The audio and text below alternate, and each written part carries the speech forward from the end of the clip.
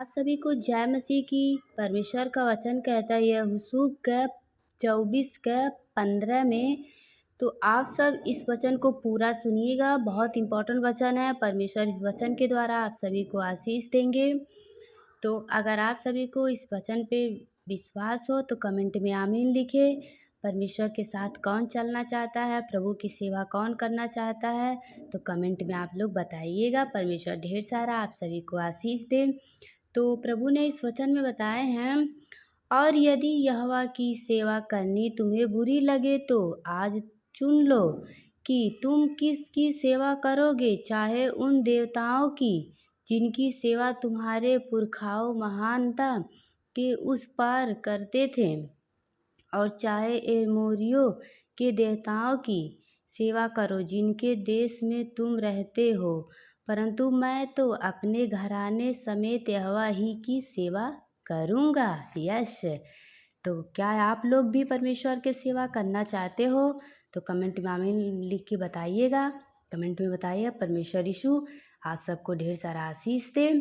तब लोगों ने उत्तर दिया, यहोवा को त्याग कर दूसरे देवताओं की सेवा करनी हमसे दूर रहेगा, क्योंकि हमारा परमेश्वर यहोवा वही है जो हमको और हमारे पुरखाओं को दासत्व के घर अर्थात मिस्र देश से निकाल ले आया था, और हमारे देखते देखते बड़े बड़े आश्चर्य कर्म किए, और जिस मार्ग पर और जितनी जातियों के मध्य में से हम चले आते थे उनसे हमारी रक्षा किया है। यश आमीन।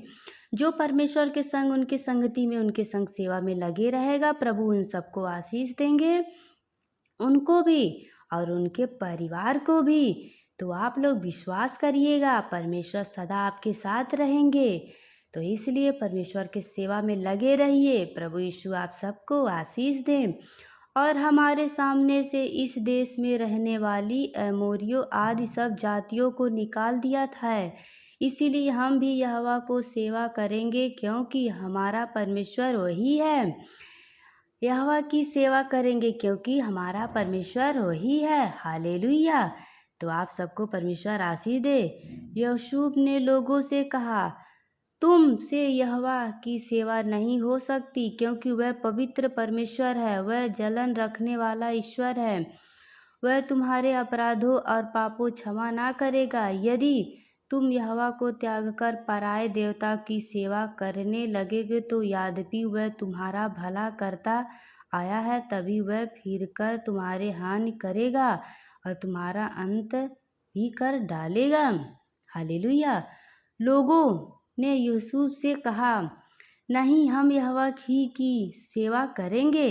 यूसुफ ने लोगों से कहा, तुम आप ही अपने साक्षी हो कि तुमने यहोवा की सेवा करनी चुन ली है। उन्होंने कहा, हाँ, हम साक्षी हैं। यूसुफ ने कहा, अपने बीच में से पराये देवता को दूर करके अपना अपना मन इज़राइल के परमेश्वर यहोवा की ओर लगाओ। हालेलुया। तो आप लोग इस वचन को ध्यान से समझिएगा। मतलब परमेश्वर को वही लोग पा सकते हैं, उन्हीं की आशीष मिलेगा जो सिर्फ परमेश्वर को प्रेम रखेंगे। ऐसा नहीं है कि मूर्ति पूजा करे, अन्य देवताओं को माने और परमेश्वर को भी तो नहीं। अपने आप से, किसी के कहने से नहीं, अपने आप से ही कहो, हमारा परमेश्वर है, हमारा यीशु ही हमारा परमेश्वर, हम उनके ही सेवा में सदा लगे रहेंगे। लोगों ने यूसुफ से कहा, हम तो अपने परमेश्वर यहोवा ही की सेवा करेंगे। यस। हालेलुया। तो आप लोग भी इस वचन को ध्यान से समझिए। करेंगे और उसी की बात मानेंगे। तब यूसुफ ने उस दिन उन लोगों से वाचा बंधाई और संकेत में उनके लिए विधि और नियम ठहराया। यह सारा वृत्तांत यूसुफ ने परमेश्वर की व्यवस्था की पुस्तक में लिख किया, और एक बड़ा पत्थर चुनकर वह उस बाजवृक्ष के तले खड़ा किया। यहोवा के पवित्र स्थान में था। तब यूसुफ ने उस लोगों से कहा, सुनो, यह पत्थर हम लोगों का साक्षी रहेगा, क्योंकि जितने वचन यहोवा ने हमसे कहे उन्होंने इनसे सुना है, इसीलिए यह तुम्हारा साक्षी रहेगा। ऐसा ना हो कि तुम अपने परमेश्वर से मुकर जाओ। तब यूसुफ ने लोगों को अपने अपने निज भाग पर आने के लिए विधि दिया। हालेलुया। बिल्कुल, हम अपने परमेश्वर की सेवा में सदा लगे रहेंगे। हम अपने परमेश्वर यीशु पर ही भरोसा रखेंगे, क्योंकि जीवन वही है, वो मार्ग है, वो सत्य है, वो सदा हमारे साथ रहे और हमारे परिवार। तो ऐसे ही आपके और आपके परिवार को ढेर सारा परमेश्वर आशीष दे। आमीन। की गॉड